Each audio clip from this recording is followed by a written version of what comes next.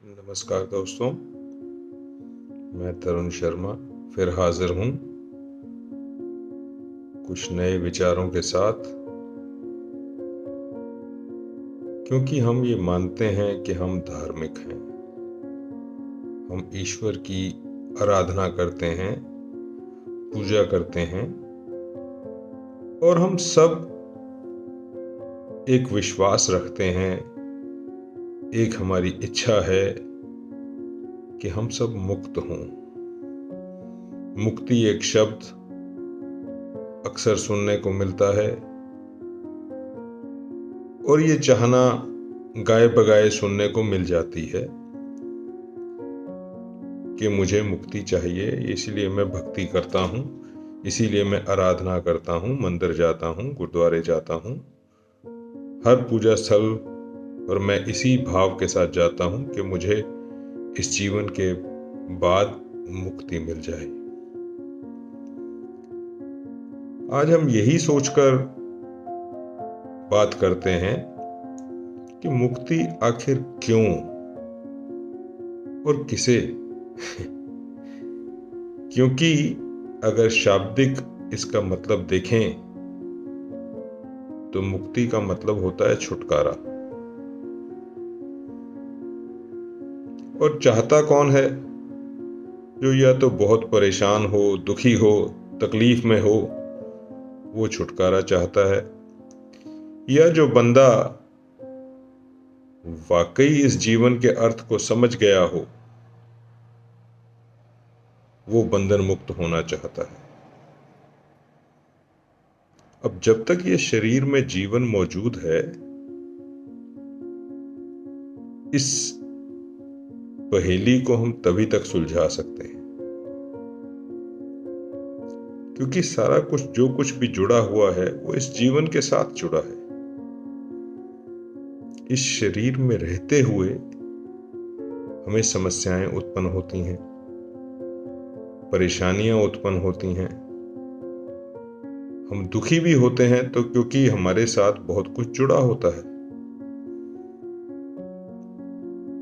पहले दिन से हमारे जीवन के अंदर संबंध जुड़े, उन संबंधों ने हमें खुशियां दी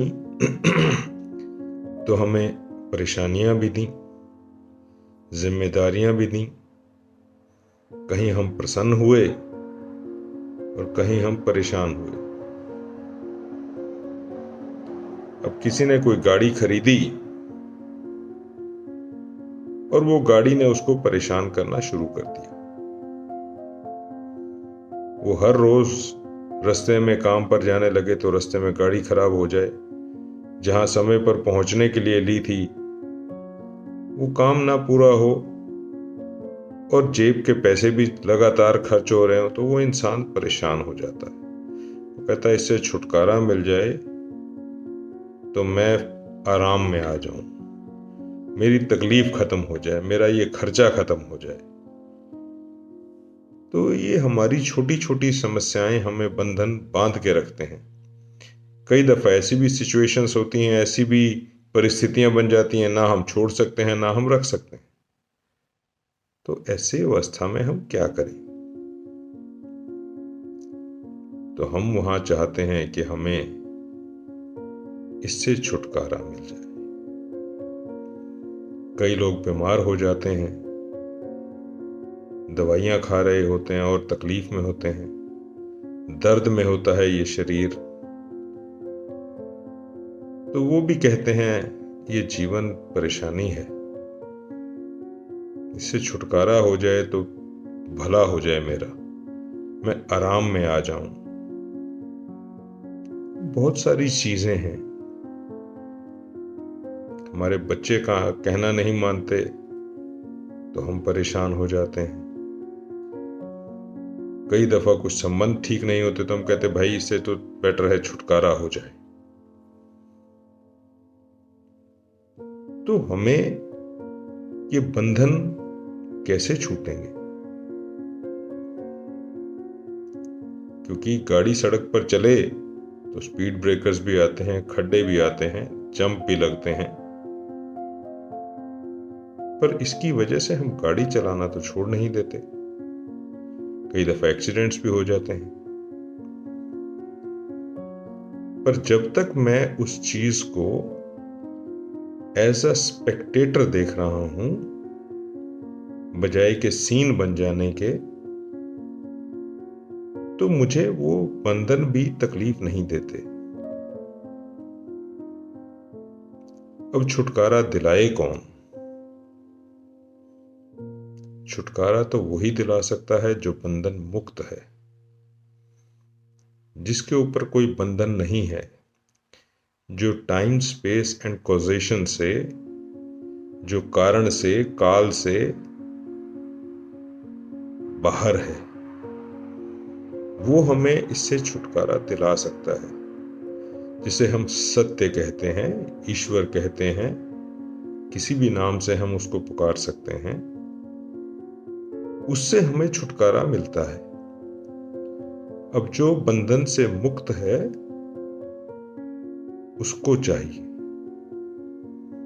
या मैं जो है इतना एक्सपीरियंस्ड हूं, मैं ये जीवन को इतना भोग चुका हूं, मैं भरपूर इसका आनंद ले चुका हूं, तो मैं कहता हूं भाई अब मैं थक गया, अब मुझे विश्राम चाहिए, अब मुझे इस सब से बाहर निकलना है। दोनों ही परिस्थितियां हैं। मुझे सोचना है कि मैं कहां खड़ा हूं। क्या मैं बहुत दुखी हूं या मैं थक चुका हूं? और फिर मेरी तलाश शुरू होती है। फिर मैं उसको ढूंढने की कोशिश करता हूं जो मुझे इस समस्या से छुटकारा दिला दे, जो मुझे इन बंधनों से आजाद कर दे।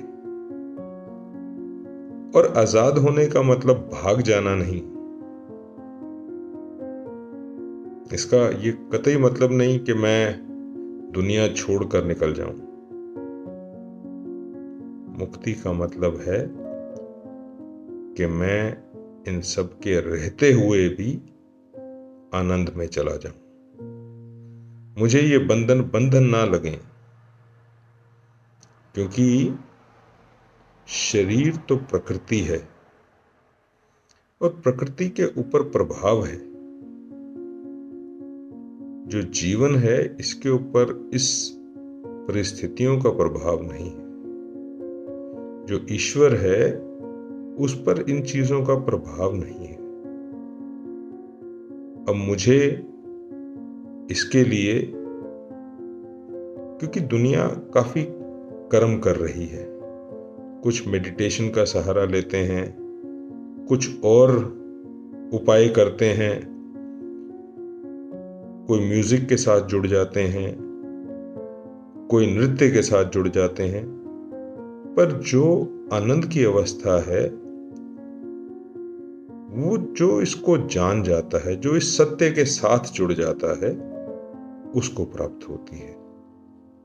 और सत्य के अनुभव जो जानकार है वो करा सकता है, जो खुद आनंद में है। इसीलिए ऐसे जो शिक्षक हैं, जो आचार्य हैं, उनको हम सदगुरु का नाम दे देते हैं। और उसकी एक अपनी पहचान है कि वो क्षमाशील होता है, वो कुल मानवता से प्यार करता है, उसके अंदर सहनशीलता होती है, उसके अंदर दया का भाव होता है, और वो हर अवस्था में समान रहता है। वो किसी को भी अपने से दूर नहीं करता। जो भी आ जाता है, जैसे कोई धोबी के पास मैला कपड़ा आ जाए तो वो ये नहीं कहता पहले इसे धोकर लाएं, फिर मैं इसको साफ करूंगा। वो उसको वहीं उसी वक्त स्वीकार कर लेता है और धोकर साफ कर देता है। तो जो ऐसा महात्मा, ऐसा आचार्य है, ऐसा शिक्षक है,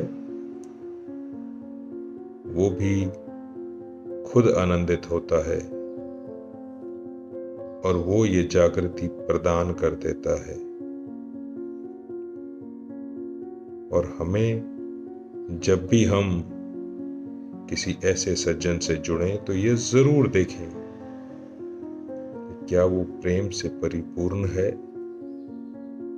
क्या वो सहनशील है, क्या उसका कोई अपना मोटिव है, कोई अपना उसका फायदा है, क्योंकि वो फायदे से ऊपर होता है।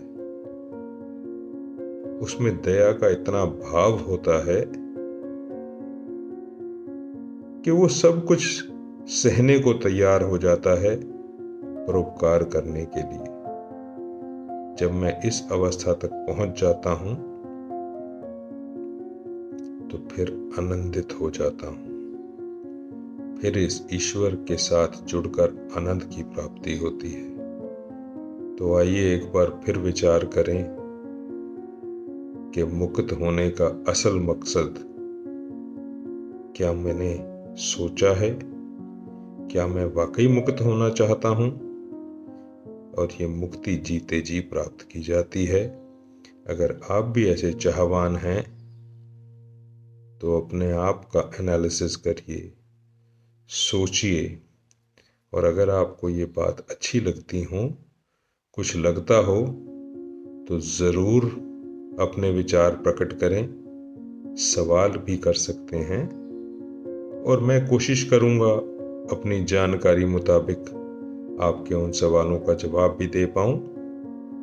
और इन्हीं शुभ कामनाओं के साथ कि आप भी जागृत हों, अपने बारे में सोचें, स्वस्थ रहें, खुश रहें, हर किसी की मुस्कान का कारण बने। इन्हीं प्रार्थनाओं के साथ मैं आपका भी धन्यवाद करता हूं कि आप मुझे भी ऐसा प्यार प्रदान करते हैं, मेरी बातों को सुनते हैं, और आशा करता हूं कि आगे फिर इसी तरह मुलाकात होगी और विचारों को हम बांटेंगे। तो आपसे आपका दोस्त तरुण शर्मा इजाज़त लेता है। नमस्कार।